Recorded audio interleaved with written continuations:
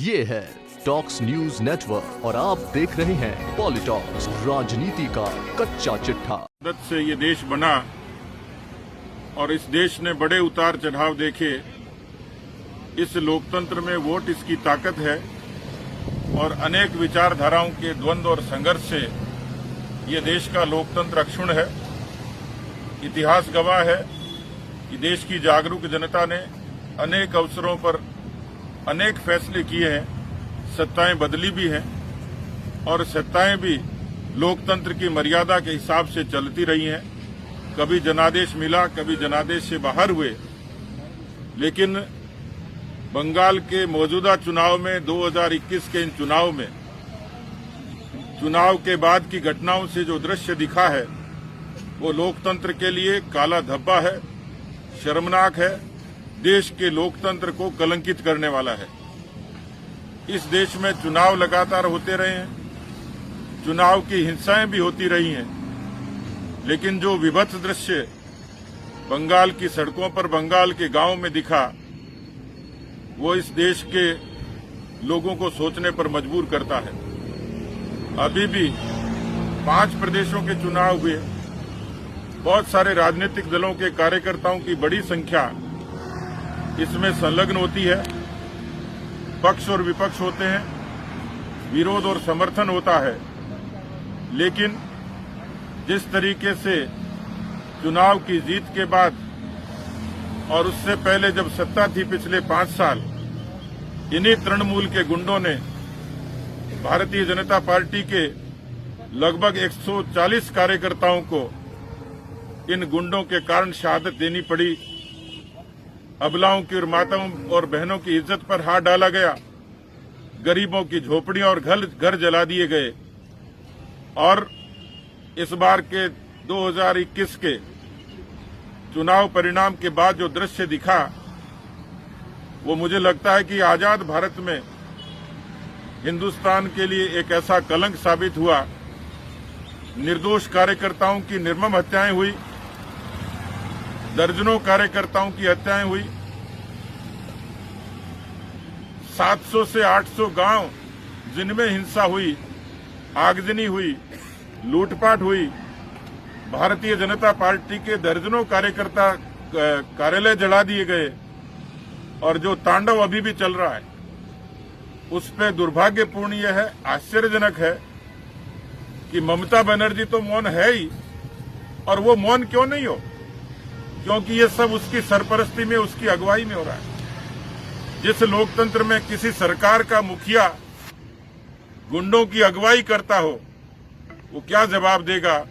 लेकिन मौन उस बात पर भी है कि लोकतंत्र की दुहाई देने वाले बार बार राहुल गांधी और प्रियंका गांधी जो यदा कदा ट्विटर पर जिंदा होते हैं, कोरोना जैसी वैश्विक महामारी में उनका जनता के साथ खड़े होना, नहीं होना, ये ताज्जुब तो पैदा करता है। लेकिन इस तरीके की नृशंस हत्याओं पर, और खास तौर पर जब ये वीडियो वायरल होते हैं कि उन्हीं गांव की सड़कों पर 2 अबलाओं के साथ जिस तरीके के बलात्कार का घिनौना दृश्य लाइव वीडियो के जरिए दिखाया जाता है, उस पर प्रियंका गांधी की मानवता,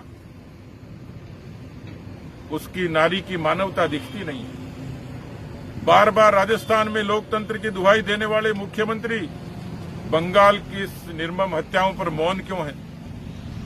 जो वामपंथ है, क्या लोकतंत्र की उनकी परिभाषा अलग है?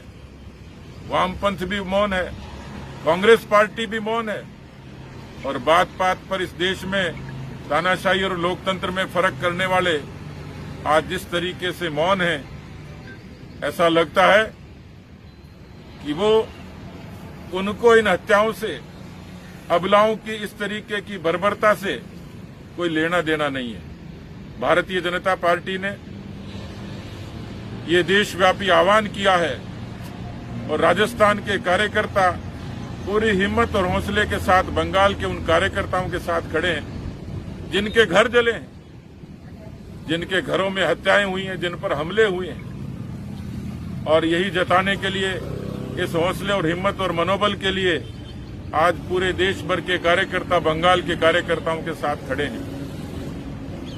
प्रदेश भारतीय जनता पार्टी की राजस्थान इकाई पार्टी के सभी प्रमुख नेता आज राजधानी जयपुर में इस प्रदर्शन का और इस समर्थन का हिस्सा बने हैं। भारतीय जनता पार्टी ये मांग भी करती है कि प्रवासी राजस्थानियों पर जिस तरीके से टारगेट कर करके उनको हिंसा हुई है, राजस्थान के मुख्यमंत्री में गैरत होती तो शायद वो बंगाल की मुख्यमंत्री से जवाब मांगते कि निर्दोष राजस्थानियों पर इस तरीके से हमला क्यों हुआ, उन निर्दोष बंगाल के कार्यकर्ताओं पर हमला क्यों हुआ। और इसलिए आज पूरे प्रदेश भर में मंडल स्तर तक पार्टी का कार्यकर्ता इस कोरोना जैसी वैश्विक महामारी की प्रचंडता और भीषणता के बावजूद भी भले ही सीमित संख्या में है, लेकिन कोरोना की उस मर्यादा के भीतर अपनी आवाज को बुलंद कर रहा है।